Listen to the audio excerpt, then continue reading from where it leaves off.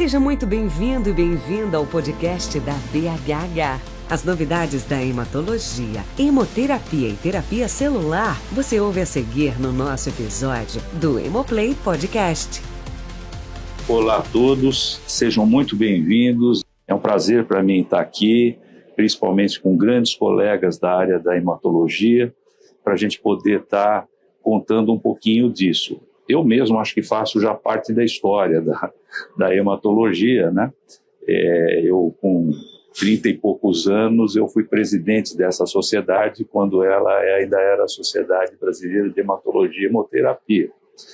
E convivi junto com uma outra entidade que também existia na época, e o Dr. Pasquini vai nos falar um pouquinho mais sobre essas sociedades, que era o Colégio Brasileiro de Hematologia, e, na ocasião, nós fizemos a primeira aproximação, que foi durante um congresso da Sociedade Internacional de Transfusão de Sangue, onde eu, presidente da SBHH, e o Dr. Romeu Ibrahim de Carvalho, na época no Colégio Brasileiro de Hematologia, resolvemos que estava na hora de que as coisas tinham que ser apaziguadas e fizemos um congresso juntos. E nessa época toda eu acompanhei muita coisa da hemoterapia e da hematologia. Para vocês terem uma ideia, na hemoterapia, a nossa sociedade atual, a BHH, na época, SBHH, CBH, nós fomos responsáveis, junto com o projeto do governo central, federal, por uma modificação fundamental na hemoterapia, que foi com a eliminação do doador remunerado no Brasil. Então, nós criamos naquela época, isso nos anos 78, 79 e 80, o programa de doação voluntária, que casou junto com a criação dos hemocentros no Brasil. Também pude ver, além da evolução da hemoterapia, que hoje é uma especialidade altamente complexa e tecnológica, também pude ver uma evolução enorme na área da oncohematologia, particularmente nas leucemias, nos linfomas, no mieloma múltiplo, onde nós mudamos completamente a perspectiva dos nossos pacientes. A gente vai comentar um pouquinho sobre isso. Na área de transplante, desde 1979, o grupo de Curitiba, liderado pelo professor Pasquini e pelo Dr. Eurípides Ferreira, fizeram o primeiro transplante de medula óssea, e hoje nós estamos vendo uma revolução nessa área. Quer dizer, o Brasil hoje tem mais de 100 centros de transplantes de medula, e provavelmente todos eles inspirados no trabalho inicial que foi feito em Curitiba.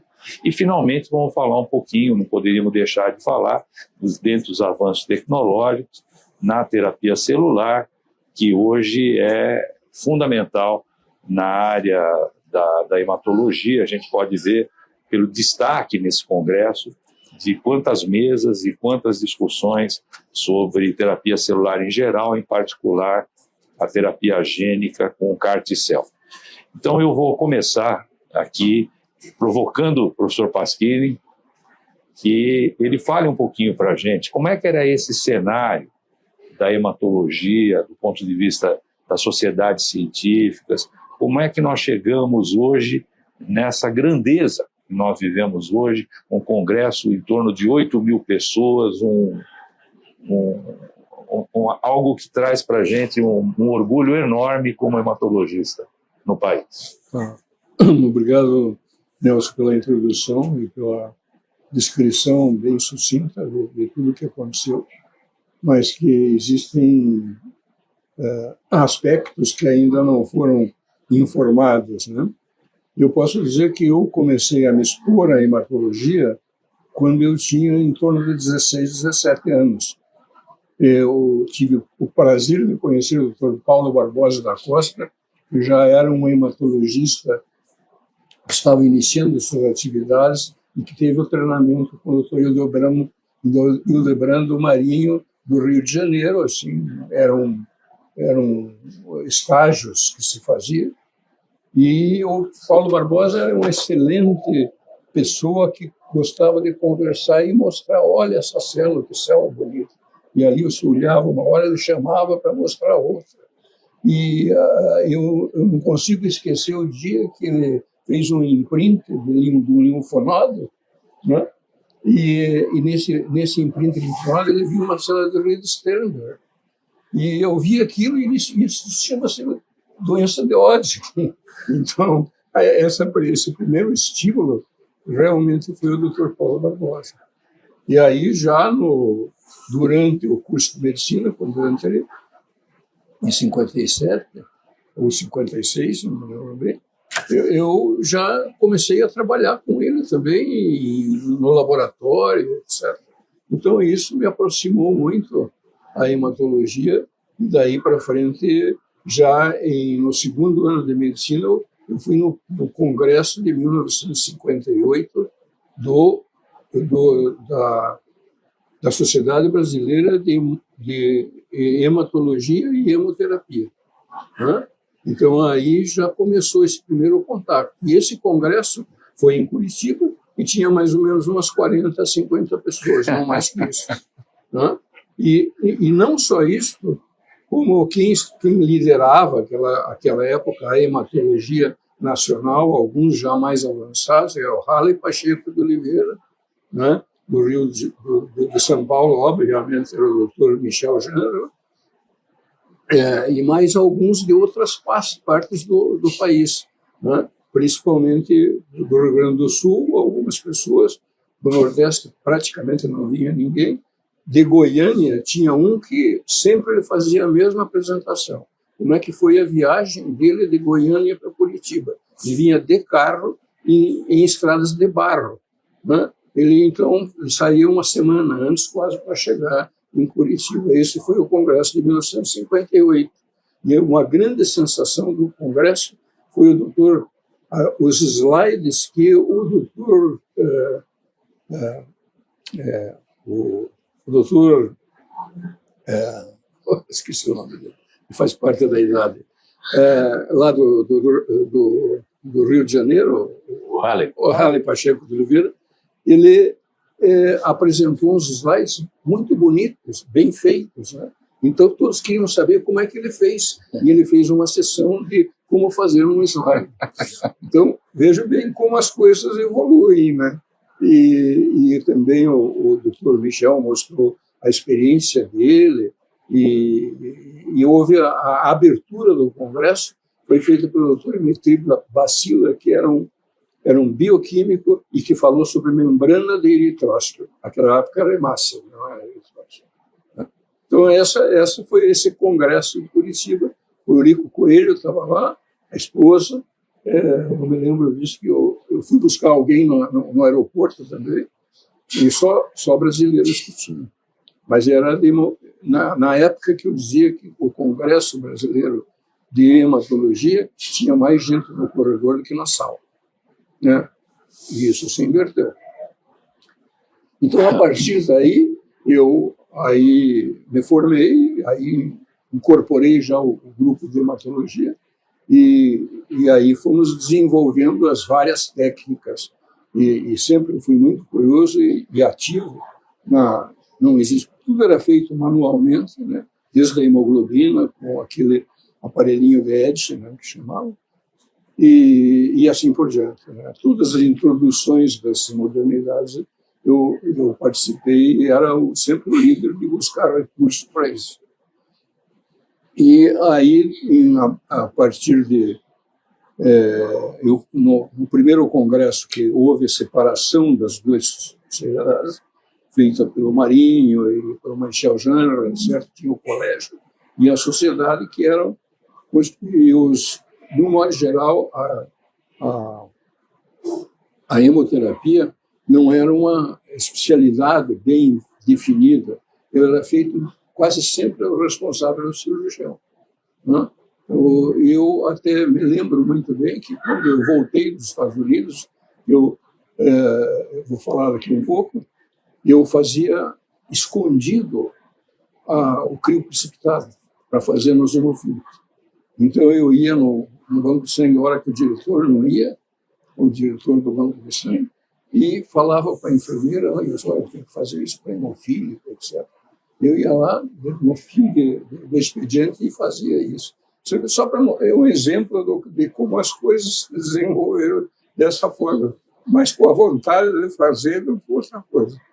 Isso, então, foi crescendo, e depois a hemoterapia também era muito simples, e as pessoas que lidavam com hemoterapia realmente só faziam ABO e RH e só, mais nada. E nem sorologia existia naquela época, não fazia.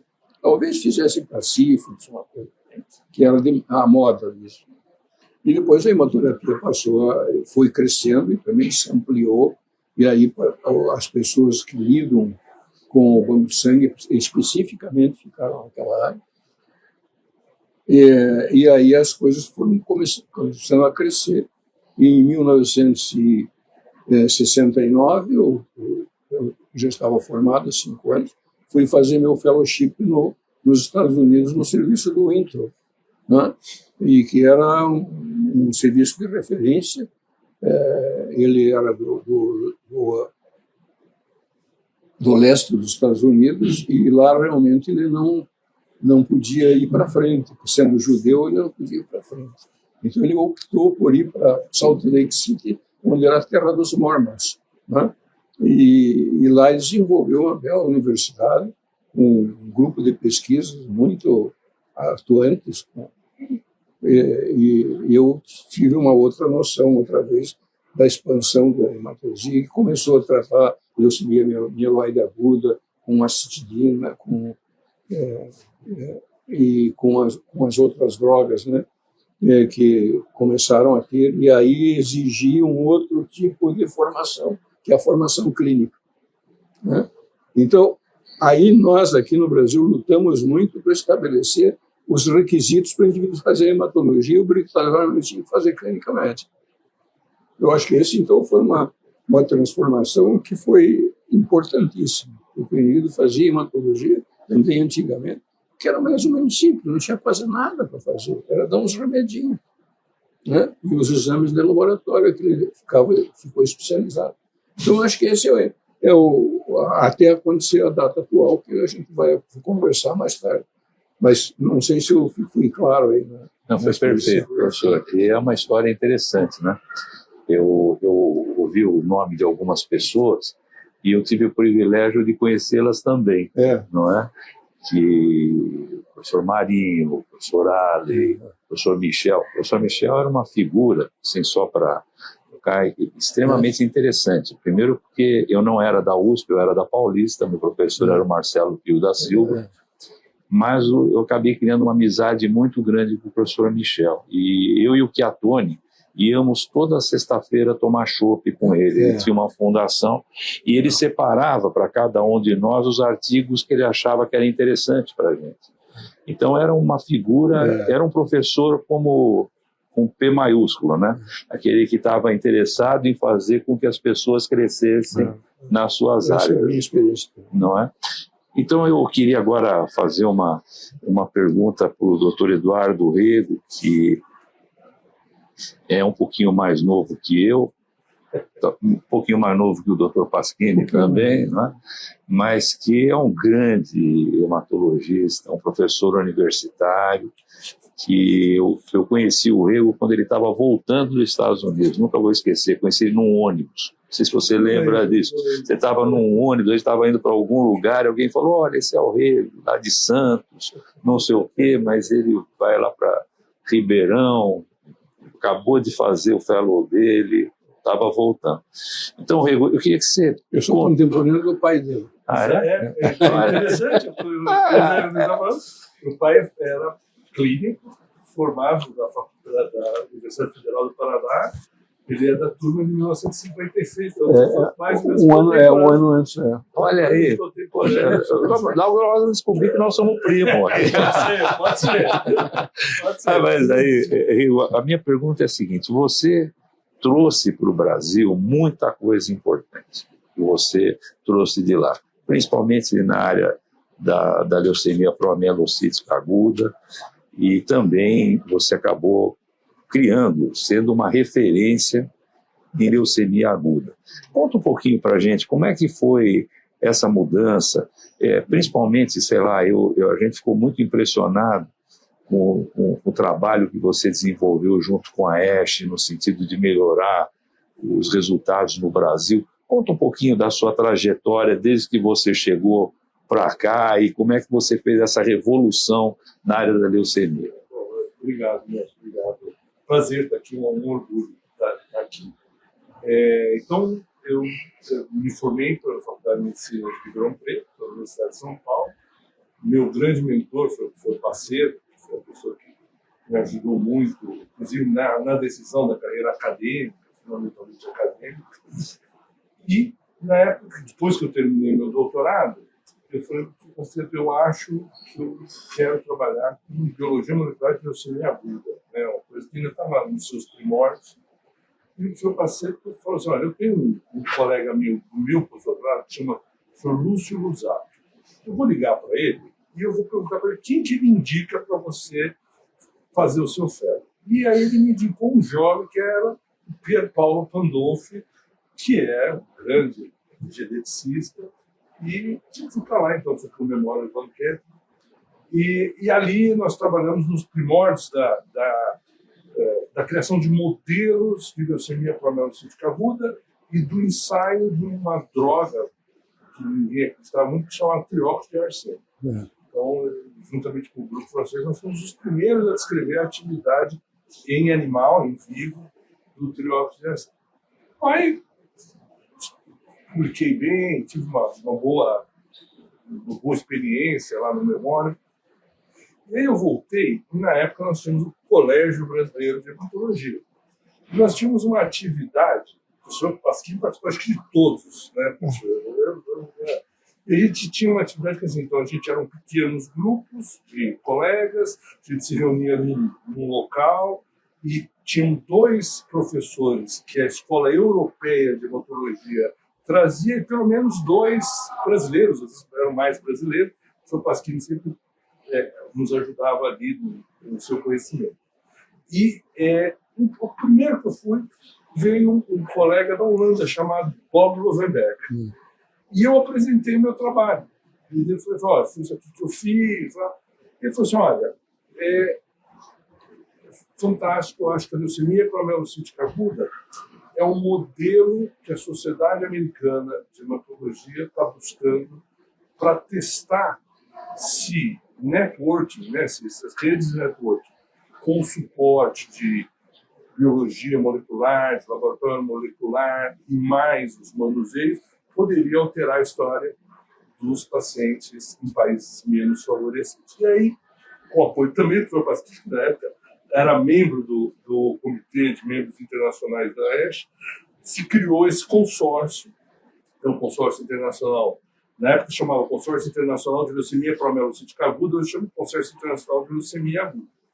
E se juntavam especialistas da Europa, dos Estados Unidos e da América Latina, e se criou um protocolo para diagnóstico rápido, manuseio das principais complicações, particularmente do sangramento, das complicações hemorrágicas, ao diagnóstico, e também uma troca ali científica, com alguns trabalhos importantes, né, nessa área. E aí, com isso, a gente juntou um grupo de hospitais universitários, né, e começamos a trabalhar, e trabalhamos durante 15 anos nessa busca de reduzir as diferenças entre a leucemia promielicítica aguda, tratada na Europa, nos Estados Unidos e no Brasil, com um sucesso acabou sendo reconhecido, foi inclusive apresentado numa sessão plenária lá da ASH em 2012. A partir daí, então, esse grupo se consolidou, a gente conseguiu apoio, a gente conseguiu trazer técnicas de biologia molecular com maior frequência para o Brasil e conseguimos também despertar o interesse em outras formas de leucemia mieloide aguda. Então, hoje, a gente evoluiu. Vamos falar, então vamos tratar a leucemia mieloide aguda de prognóstico favorável. Então, vamos lá estabelecer um método rápido, disponibilizar para todos os pacientes SUS, métodos de diagnóstico, e ainda estou fechando o segundo estudo agora também com resultados bastante bons. Então, eu acho que foi um aprendizado do trabalho, a importância do trabalho em conjunto, e um conjunto não só de brasileiros, mas também de colegas do Chile, do Uruguai, do Paraguai, do Peru, do México. Então, esse networking foi muito importante, mas a gente foi se consolidando como um grupo de pesquisa, como um grupo assim, respeitável, tanto que na recomendação do European Recommended for Leucemia Program, eu fui convidado para fazer parte do painel. Então, acho que um pouquinho a história aí de como houve essa mudança. Estamos falando de duas gerações aqui que tiveram uma importância. Eu acho que vale a pena comentar como eu entrei nessa comissão nacional, de membros internacionais. De membros internacionais. Eu fui convidado, foi até um congresso que foi na Alemanha, e lá se reuniu o grupo brasileiro, o grupo internacional, e eu fui naquela reunião como convidado. E eu entendia que eles estavam preocupados em buscar recursos como esmola assim, para os países. Né? Essa era a concepção. Talvez a gente ajude alguma coisa em tratar no neofalciforme. E aí aquilo me soou tão mal, mas não são tão atrasados assim. Mas essa era daqueles componentes representando a OASH. E aí passamos a ter reuniões anuais, né? E que foi crescendo isso com outros membros da América Latina, mas mesmo antes disto, o que eu notava que não havia um interesse sólido de participação, etc. Eu comecei a fazer sugestões. Primeiro, conferir bolsas para formandos de medicina ou que estão iniciando a carreira de alguma especialidade para passar 3 meses nos Estados Unidos em alguns serviços. Então, isso já eles davam 3 bolsas, né, para que as pessoas daqui pudessem participar, pudessem ampliar os seus conhecimentos nos Estados Unidos.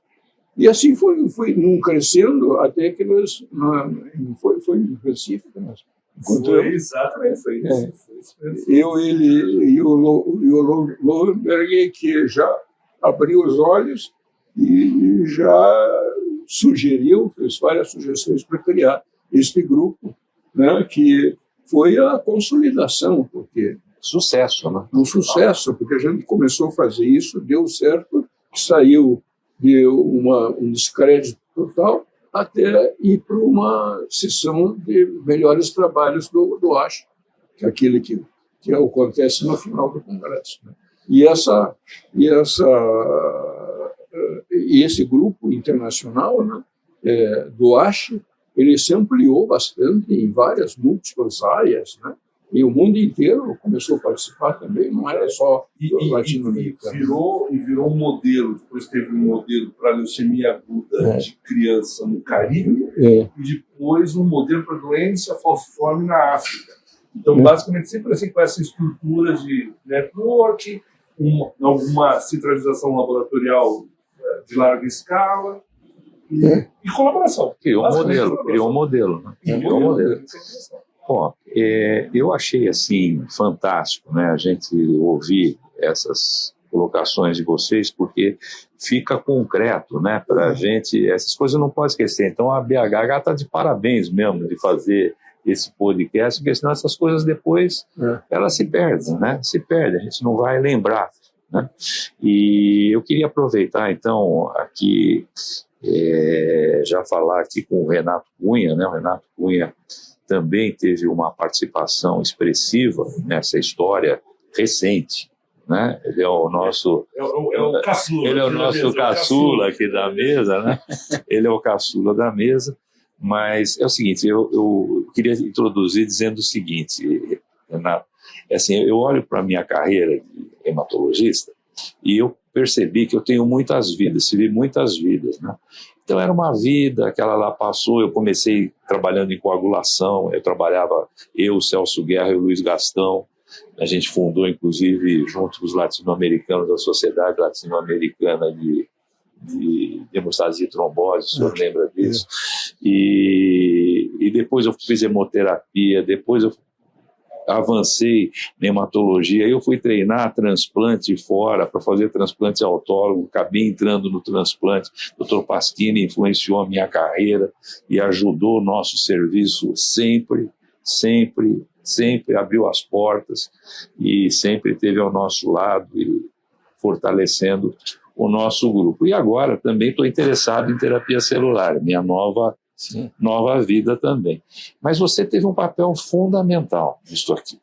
Primeiro, eu queria que você contasse um pouquinho que você ganhou um incentivo da própria ASH, da própria sociedade americana, para você poder desenvolver no Brasil, em Ribeirão Preto, um construto ou eventualmente um vetor que pudesse depois dar origem ao CAR-T brasileiro de Ribeirão Preto e que acabou sendo o primeiro CAR-T acadêmico realizado no Brasil. Conta a tua história um pouquinho para a gente. Obrigado, Nelson, e obrigado, Sr. Pasquini, Sr. Rego também. Eu vou dar um passo atrás, porque eu preciso mencionar algo que para mim é muito expressivo. Quando eu era aluno de graduação e na residência médica, algo que eu aprendi a fazer muito cedo é olhar a trajetória daqueles que eram referência para mim, para eu poder entender o que eles fizeram para caminhar dentro da hematologia, né? Eu descobri que eu seria hematologista muito cedo. E eu estudei a carreira de vocês. Né? Eu sei exatamente, antes de chegar até vocês, o que vocês fizeram de residência, qual hospital vocês fizeram, aonde vocês fizeram a pós, aonde vocês fizeram o pós-doc, fora, voltou. E eu fui lendo a trajetória de vocês, do Wanderson, o professor Zago, que foi meu orientador de doutorado, né? Então, eu preciso mencionar isso, porque eu sou, de fato, o caçula, mas, e para as novas gerações, um exercício muito importante para mim foi não apenas ouvi-los como referência, mas estudar a trajetória de vocês, porque isso ensina muito para a gente. Então, quando eu cheguei em Ribeirão, o professor foi o meu preceptor de residência, eu já sabia tudo que ele tinha feito, que ele já tinha passado no memório, já tinha visto o professor Pasquini, eu aprendi com o Júlio, vendo as tuas aulas na SBTMO. Então, para mim, esse podcast talvez seja um dos momentos mais importantes da minha trajetória profissional. E eu preciso mencionar isso porque tem uma dimensão muito grande para mim. E dentro desse aspecto, né, essa trajetória até a gente chegar no CAR-T, ela foi feita com o apoio de várias pessoas, né, e com as quais eu tenho muita gratidão. Então, desde a trajetória, e o Ribeirão foi fundamental. Eu venho da Faculdade Federal de Uberlândia, onde também tem o Dr. José Oliveira Campos, que me ajudou muito na graduação, é um hematologista, e ele mesmo incentivou eu a sair com uma instituição que tinha pesquisa, e Ribeirão Preto era, com certeza, a nossa opção. E eu me lembro da minha entrevista de residência com o Rego, por exemplo, né, das perguntas que ele fez e tal. E, então, esse foi um momento importante, porque eu fui exposto, de fato, à pesquisa, e ali eu comecei a entender que eu precisaria construir uma trajetória fora, etc. e tal.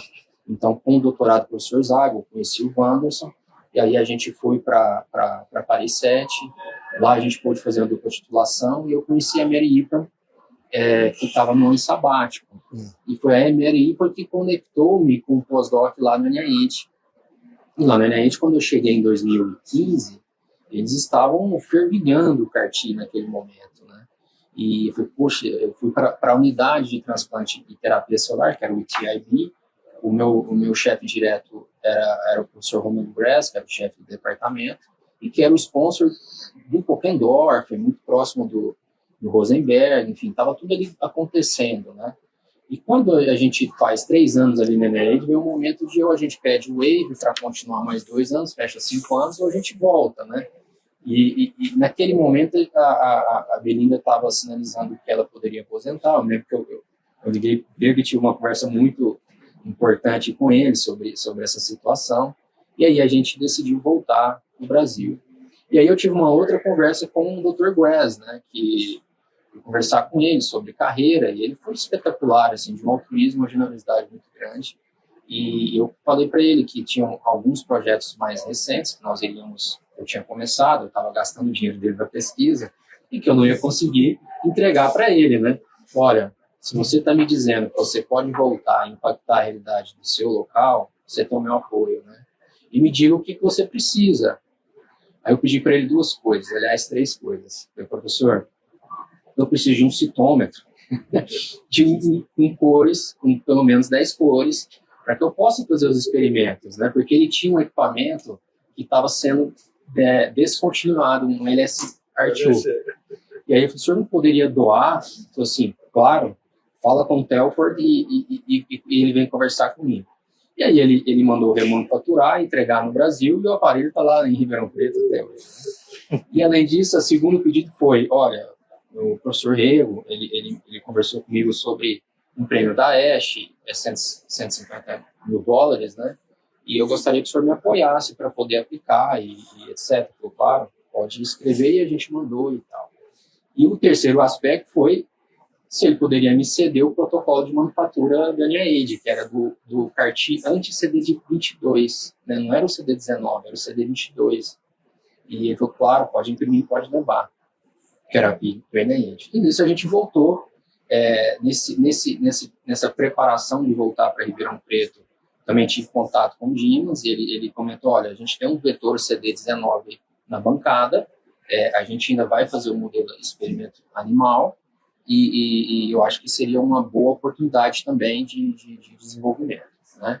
E pelo prêmio da ASH, a gente foi desenhar vetores para LMA, né, que é o 123 e 99, e também incluímos o BCMA, por ser um vetor de menor risco, para que a gente pudesse também ter resultados no projeto. Inclusive, a gente andou com o BCMA, a gente está finalizando a parte pré-clínica, né?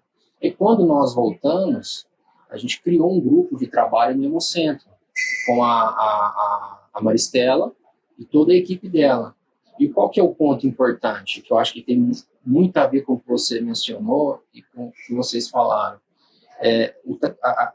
O apoio institucional e o trabalho de equipe. Então, a Maristela, ela nunca fez transfecção de célula para produzir CAR-T, mas ela fez mesenquimal a vida toda, né? Então, ela já sabia entrar numa sala GMP, ela sabia escrever um procedimento operacional com boas práticas de fabricação, então, e a equipe dela estava habituada a isso, né?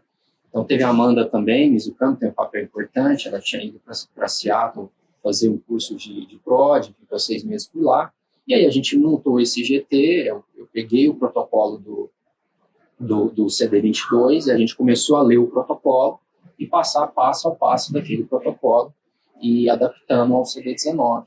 E daí foi um momento que a gente começou a entender que a gente conseguiria, de fato, fazer aquilo. Veio os dados pré-clínicos também, que o time do Dimas tinha produzido.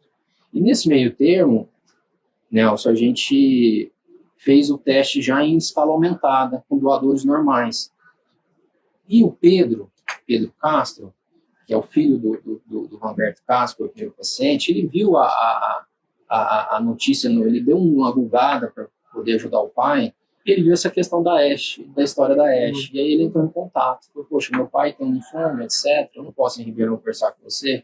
Olha, a gente não está tratando o paciente, a gente está validando ainda e tal, e nesse momento, mas ele veio, e a gente se conheceu, e ele veio no segundo momento, coletou células, ele conseguiu a doação do polatuzumab, e então ele entrou em controle de doença, e naquele momento a gente foi trabalhando com a célula dele. Os 2 primeiros processos a gente perdeu, porque não deu certo. O terceiro deu certo.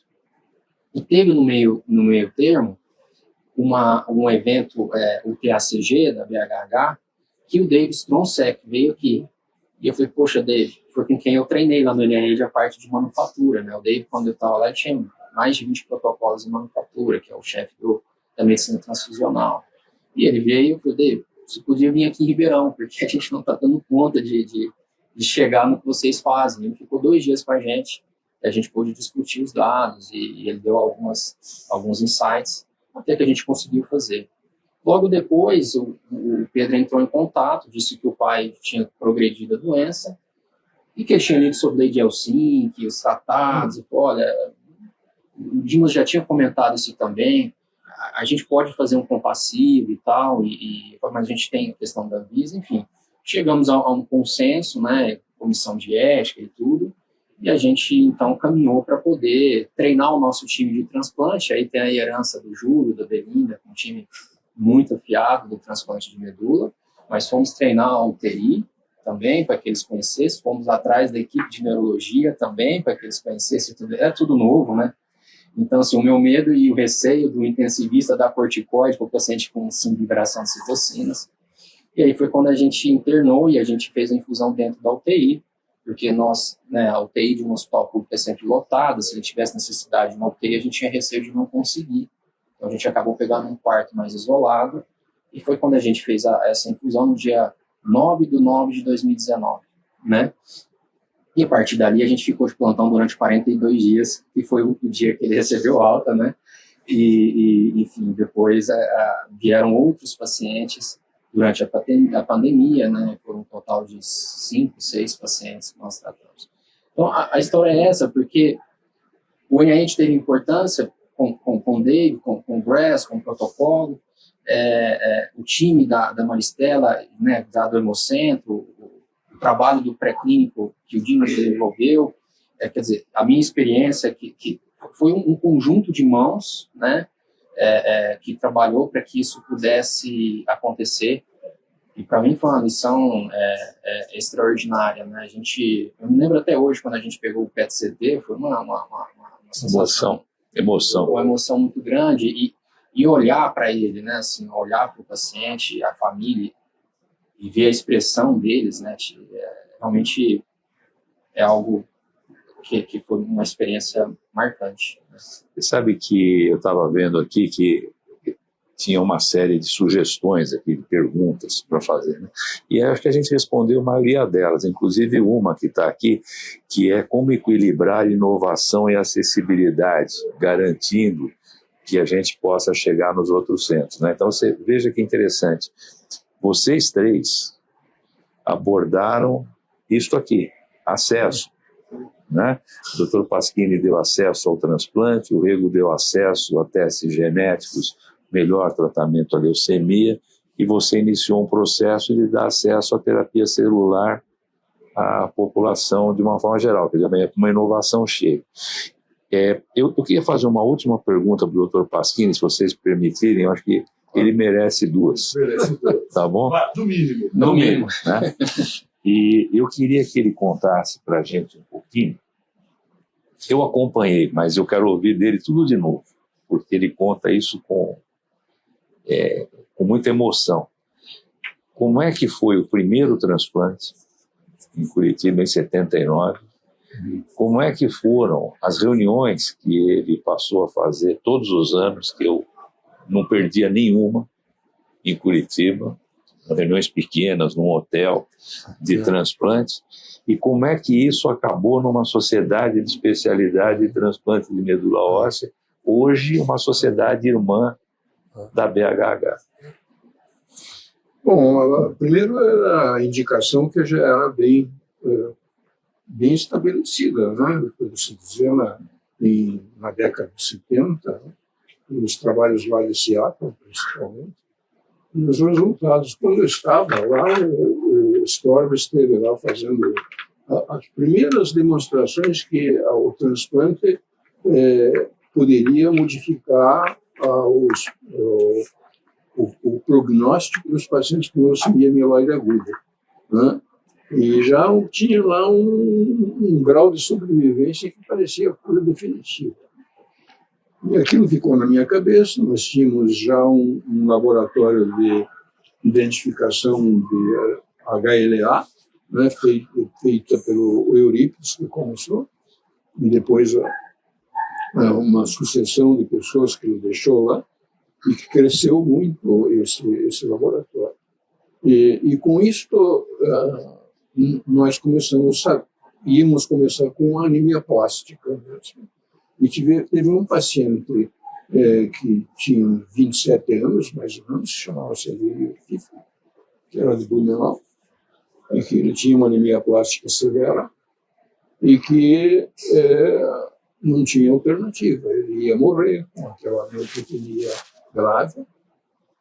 E aí nós criamos coragem de fazer o transplante, já podíamos fazer identificação.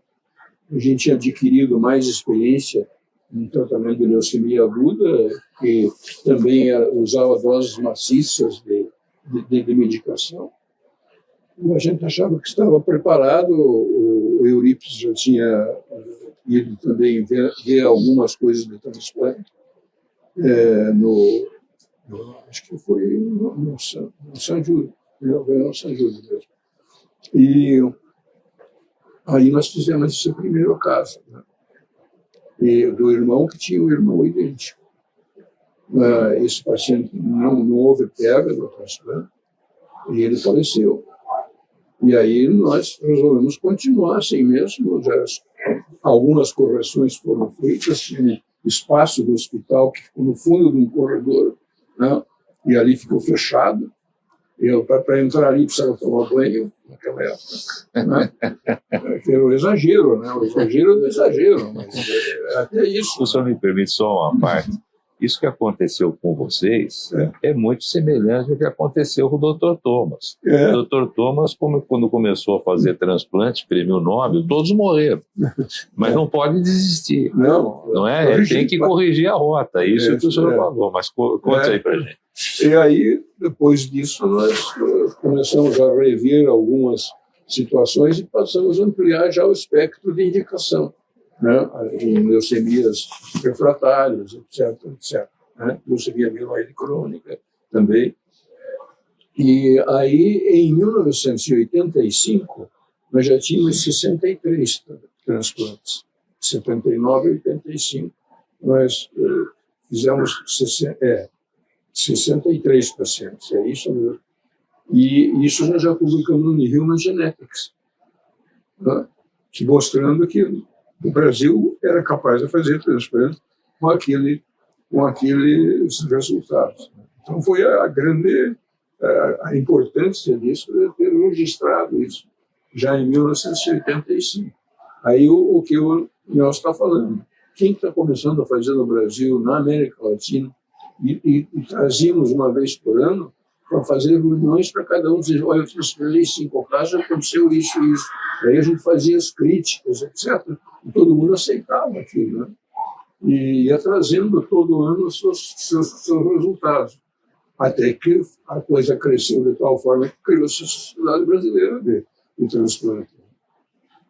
E isso todo foi convidado todas as pessoas no Brasil para contribuir com esses dados. E assim surgiram coisas espetaculares do transplante, o desdobramento do transplante, que é uma coisa fantástica. Não tinha infectologista em Curitiba, tinha tropicalista, quer dizer, só havia medicina tropical. Né? E aí, inclusive, quando eu voltei dos Estados Unidos, eu comecei a tratar assim, porque os precocemente eles diziam que eu usava antibiótico como antitérmico. Essa era a crítica deles. Né? E quando eu aprendi lá nos Estados Unidos que se fosse às 3 horas da manhã, tinha que começar naquela hora, a primeira febre. Não interessa se era ou não era. Né? E assim salvavam as pessoas. Então, esses aspectos foram interessantes, porque foi melhorando também ao redor as subespecialidades da clínica médica. E também não só isso, para o indivíduo ser um bom hematologista, precisa ter feito boa formação de clínica médica.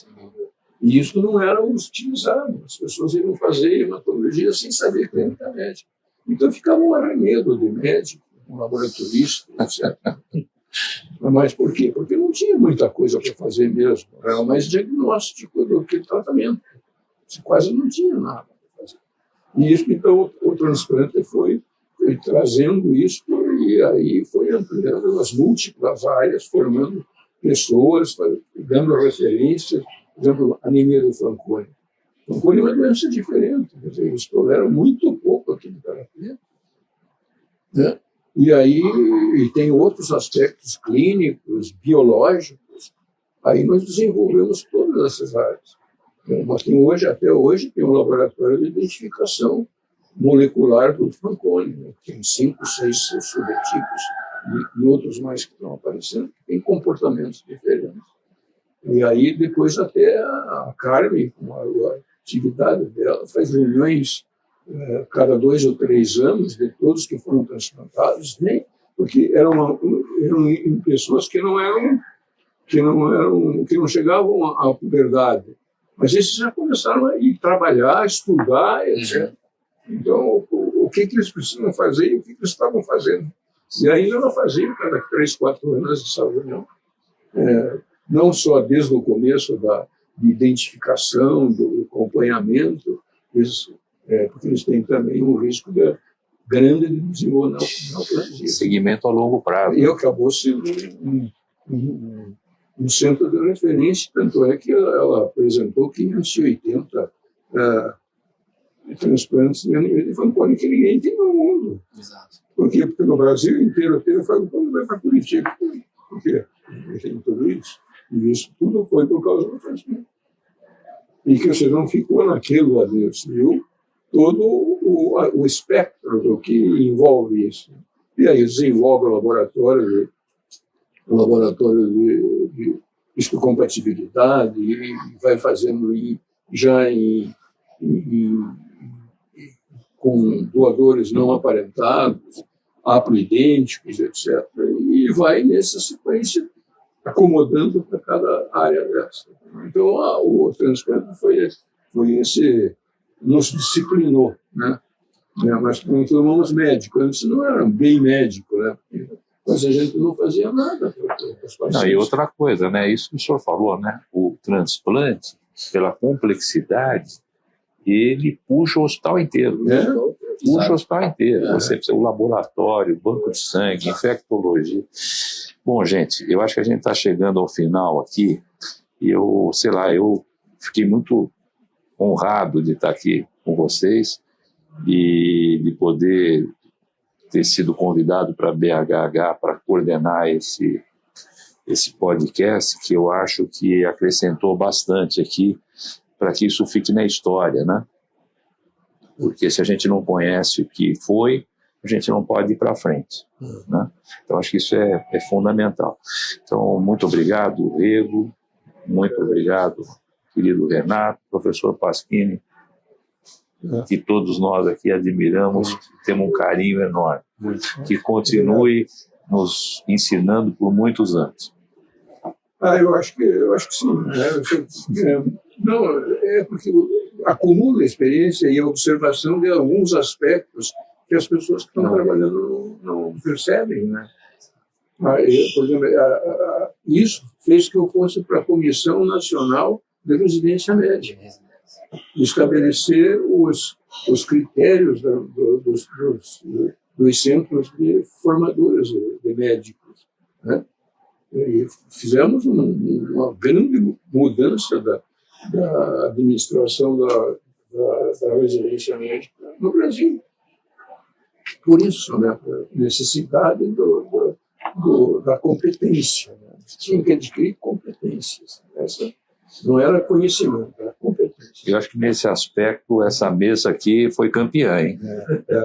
Competência, podemos dizer que essa mesa foi campeã. E é importante também, né, que as novas gerações reconheçam, né, que nós hoje conseguimos fazer alguma coisa, porque vocês prepararam o terreno antes, construíram o que existe hoje, né? Então as várias gerações deram condições para que a gente pudesse fazer alguma coisa, e a gente precisa seguir o legado de vocês para que as novas gerações também possam trabalhar com isso.